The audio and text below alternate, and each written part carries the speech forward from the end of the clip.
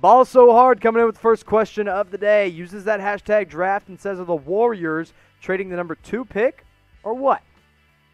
I do think they're going to trade the number 2 pick. That was my prediction earlier. I said that, yeah, look, they're going to trade it. He's gone, or the Warriors are not going to take somebody with that number 2 pick. Maybe they draft somebody and he never plays with the Warriors.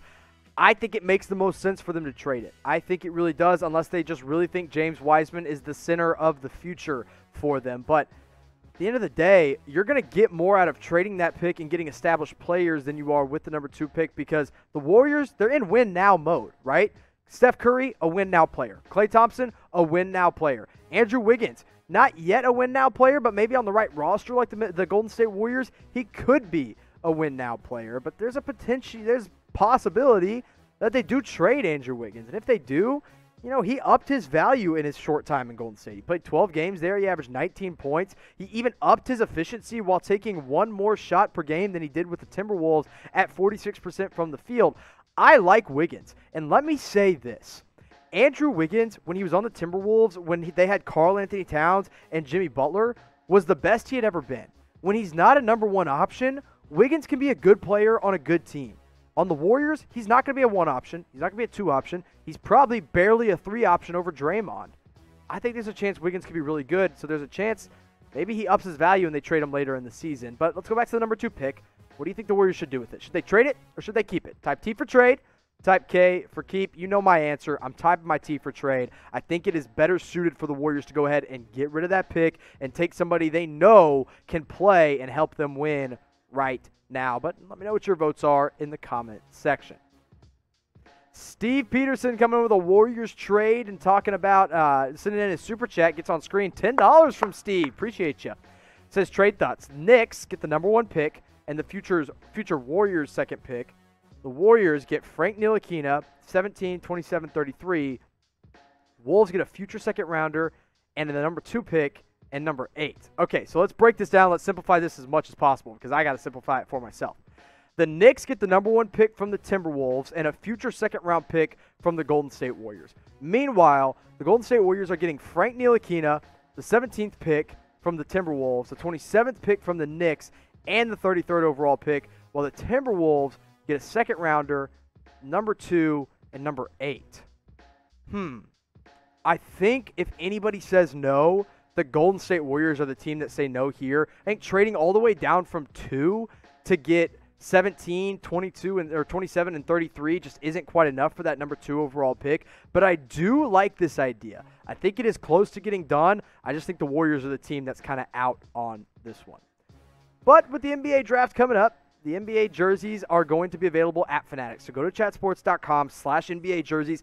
Any player, any team you want, it's available, and it's shipping for free for a limited time only. And here's my favorite thing about Fanatics, besides all the awesome collections and selections they have on chatsports.com/NBA jerseys. They have this thing called jersey insurance. So if you buy a jersey and then that player gets traded or leaves in free agency, you can get that jersey replaced. It's really easy to do. It is an awesome feature that Fanatics allows when you use that special link that's right here, chatsports.com/NBA jerseys. Best place to go, best place to find authentic jerseys. You don't want to buy the cheap stuff with Christmas rolling around. You want to get the good stuff from Fanatics. One more time, chatsports.com/ you can probably say it with me now, NBA jerseys. Go pick yours up today. El Robo Rick uses hashtag draft and super chat, so a double whammy coming from El Robo. Says, who will be the steal of the draft? Good question. I like this question a lot. Now, one guy that I have higher than most people, I think, is Desmond Bane out of TCU. I've seen a lot of people having him go at the end of the first round. The dude's a workhorse. I'd have him go maybe into the lottery into probably, I think 18 as low as he should drop. I think another guy I'd keep an eye on that nobody's really talking about as much is Emmanuel Quickley out of Kentucky. Now, Kentucky, they have a lot of guards coming out. Ashton Hagans and Tyrese Maxey is obviously the most notable one. But Emmanuel Quickley is a sharp shooter, and he was an elite defender. The only reason he's falling is because he's a little undersized. But I promise you guys, his game reminds me of, I'm not saying he's going to be this player, but it reminds me of Lou Williams with defense sprinkled in. So, good question there from El Robo. Let's go to Marcus using hashtag draft. The right way to do it says, who should the Pelicans draft? I'm trying to see if that's LaMelo Ball or Anthony Davis he has in that avatar there. It's definitely Anthony Davis. Sorry to break it to you. So I thought it was LaMelo Ball. I was like, what are you doing? But the Pelicans have the 13th overall pick.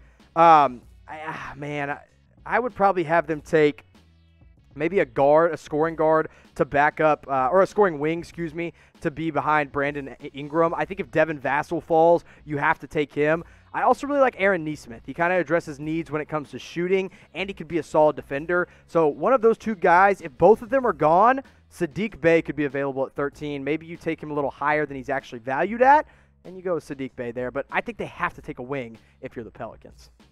Let's go to Trey Robinson. It says LaMelo to the Knicks. So the Knicks, have the 8th overall pick. LaMelo Ball, not going to be available there. But they also have the 27th pick. So maybe there's a team a couple spots higher that, maybe LaMelo Ball falls down to, and they like who's there at 8, and they like who's available at 27, and they trade back a couple spots. That's very, very possible. But unless they trade 8, 27, and maybe even a Kevin Knox or a Frank Ntilikina, they're probably not going to get high enough to take LaMelo Ball. But if it happens, they finally have their guard of the future, and that's a good pick for the New York Knicks. The Brennenator with a Spurs-related question using hashtag draft says, who should the Spurs take? A big man? They already got a lot of great guards. They also need some shooting. They absolutely do. And I'm going to say similar answer here that I did with the New Orleans Pelicans, like Aaron Nesmith, Sadiq Bey, or Devin Vassell. They don't need a guard. You're right. They have DeJounte Murray. I love Lonnie Walker. They just drafted Keldon Johnson, who kind of plays that tweener 2 or 3 position. Maybe they go with a big man, and if they do, and I know my guy Tom Downey's going to hate this, I think they go with Aleksej Pokusevski out of Serbia. I know he's skinny, but he's also a 7-footer, and he has all the potential in the world. You know who else was skinny when he came out of the draft? Giannis Antetokounmpo. He's not going to be Giannis, but I like Aleksej a lot. I think the Spurs could take him if they want a big man. Marquis Robertson coming up with the question says, hashtag draft, do you see the Celtics trading Gordon Hayward and all the picks they have to the Raptors? Well, for what, right? So the Raptors don't have a pick until the end of the first round at 29. Just wanted to make sure I got that right. They are at 29. They're obviously not going to trade all the picks they have in Gordon Hayward for that. They're not going to get Pascal Siakam for that package. Maybe they get OG Anunoby in 29, but then you got to ask yourself, is that worth it? And also, are the Raptors willing to move on from OG Anunoby? So, no, I don't see Gordon Hayward going to the Raptors, and unless OG Anunoby, maybe Norman Powell is available and those first-round picks. But at the end of the day, I don't really see that as a fit in as trade partners, Marquise. But good question. If you want more Celtics coverage, go to our Celtics channel at chatsports.com/CelticsTV. And with the Celtics having all the picks that they do have, I want to ask you this question. Are you going to watch all 60 picks this year? Type Y for yes, type in for no. I'll be typing my Y for yes. You know why? Because we're going to be live for all 60 picks, baby. Last year, hey, Tom, here's a trivia question for me. Tom's right next to me. Do you remember who pick number 60 was in last year's draft? It was Vanya Marinkovic. Did he play a game in the NBA this year? No, he did not. He got drafted by the Sacramento Kings. I remember it because we were live for it. We're going to do it again this year, all 60 picks, and you bet your butt we're going to be live for all of them. So make sure you subscribe and turn on your notifications. It's going to be a fun night on November 18th, a week from today that we're recording this video. Super chat time from Kenneth Booker says, does a player with an injury history fall like Michael Porter Jr.?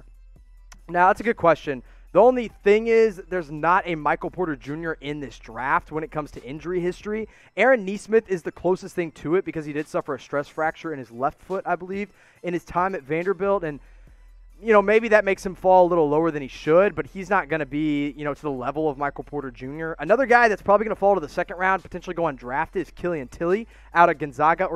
I don't know how you guys like to say it, but Gonzaga, I guess is how we'll say it. Killian Tilly is a fun player, also a very fun name to say over and over again, but I think he goes late second round, and maybe he's a steal, but he's definitely not quite a Michael Porter Jr. But those are my two guys, Aaron Nesmith and Killian Tilly, that could potentially fall because of injuries. Going to Try Gaming says, if the Thunder get the 10th pick from Phoenix, could Obi Toppin still be available? Ooh, that would be fun, man.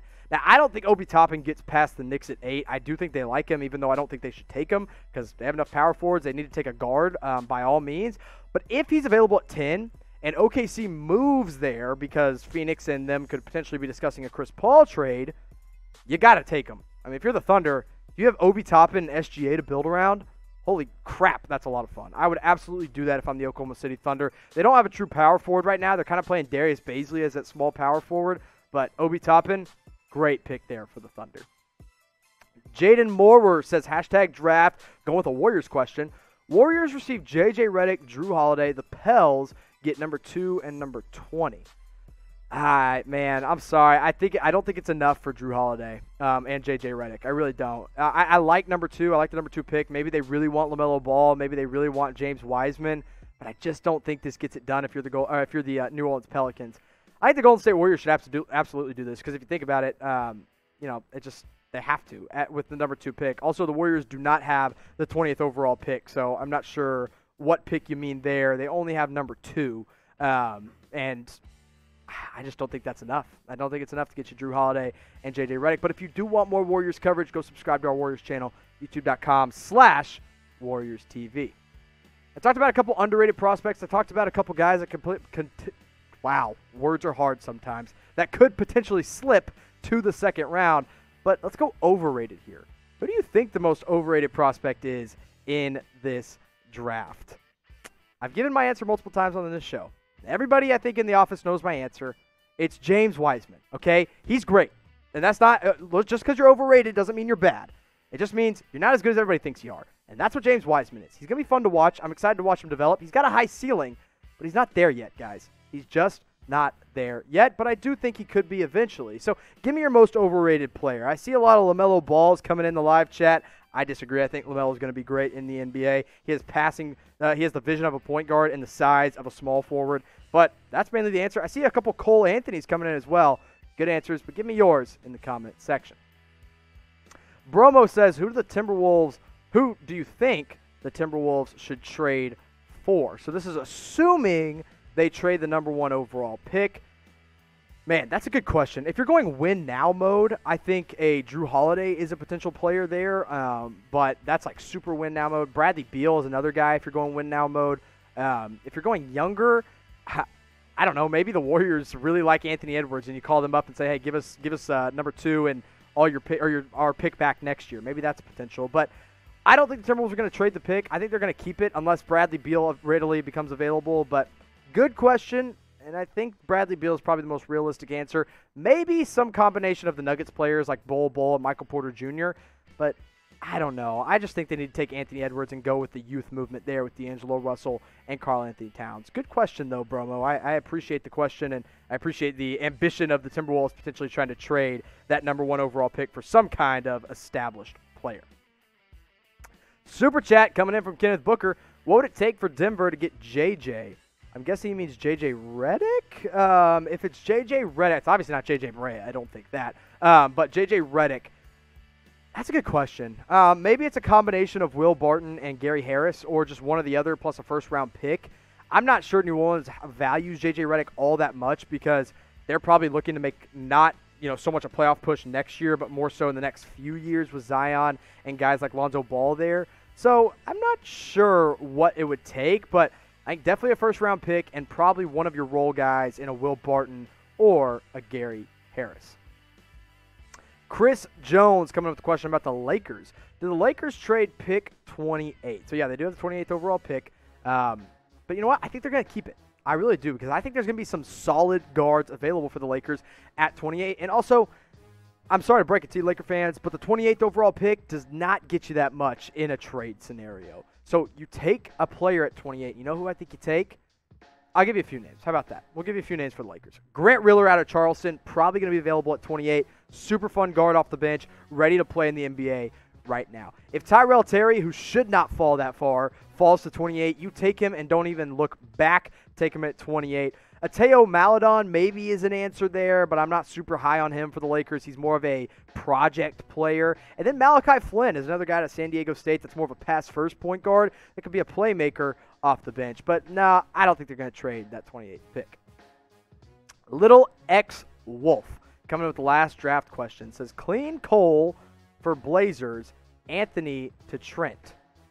So, Cole Anthony to the Blazers. Oh, I see. I thought you were talking about, I was thinking about Carmelo Anthony on the second one. Okay, I get it. So, Carmelo Anthony to the Blazers at, what do they have, the 16th pick?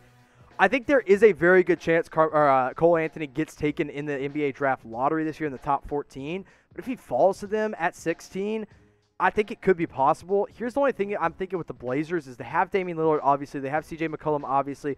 They also have Anthony Simons, who is beginning to really blossom a little bit when he gets time. I also love Gary Trent Jr. for the Portland Trail Blazers. I don't think it's a great fit. If I'm the Portland Trail Blazers, I'm either taking a wing that can shoot like an Aaron Nesmith, a Sadiq Bey, or even a Devin Vassell, even though he's not going to be there at 16. Or I'm taking a power forward that can play alongside Zach Collins and Yusuf Nurkic, like maybe a Precious Achua, a Jalen Smith, or if you want a little bit of a reacher, Zeke Naji out of Arizona.